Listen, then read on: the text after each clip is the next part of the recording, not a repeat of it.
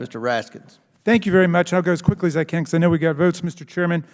Well, having participated now for several hours, it's clear to me what the legislation is really about. It's not about Hunter Biden's laptop, because we determined at the February 8th hearing that there was no coercive pressure being brought down on Twitter by the FBI or the Department of Justice or anybody else. All of the majority's own witnesses testified to that effect. So what's this really about? Well, it's about how right-wing politics operates today. And I don't want to tar everybody with the same brush. Some people have stayed away from Donald Trump in the GOP, which is why I'm not talking about Republicans, but I'm talking about right-wing politics, and operates on the basis of propaganda, disinformation, and big lies. And I don't want to take the time to go through all of them, but let's start with the paradigm big lie.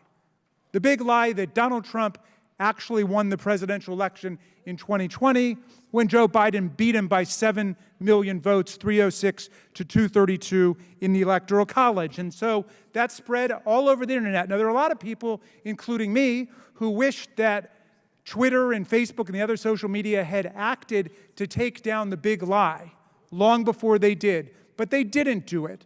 They waited until January 6th when the big lie exploded into a violent insurrection unlike anything we've seen in American history before. A president inciting a violent insurrection against his own vice president, against the Congress of the United States.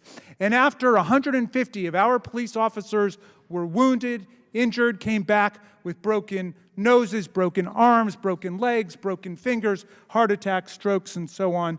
And in the meantime, please call up my amendment, if we could, Mr. Chairman. The clerk will designate the amendment. I was just trying to go fast there.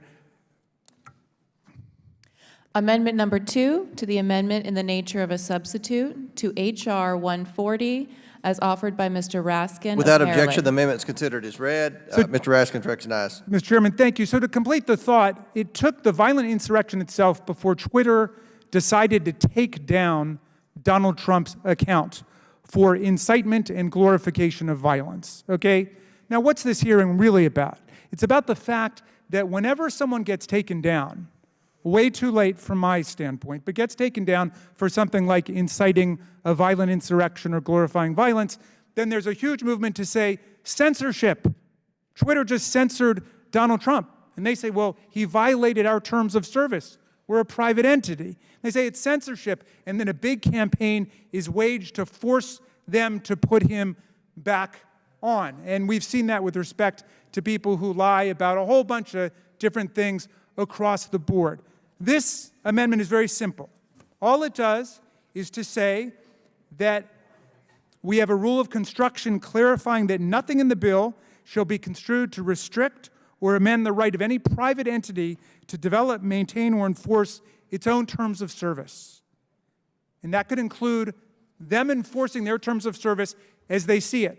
Lots of my colleagues have said today, oh, well, that's just private speech. When I asked several of them directly, well, Elon Musk is now just removing journalists from the Twitter account, from their Twitter accounts, since he purchased the platform because he disagrees with them. Well, they're fine with that because that's private.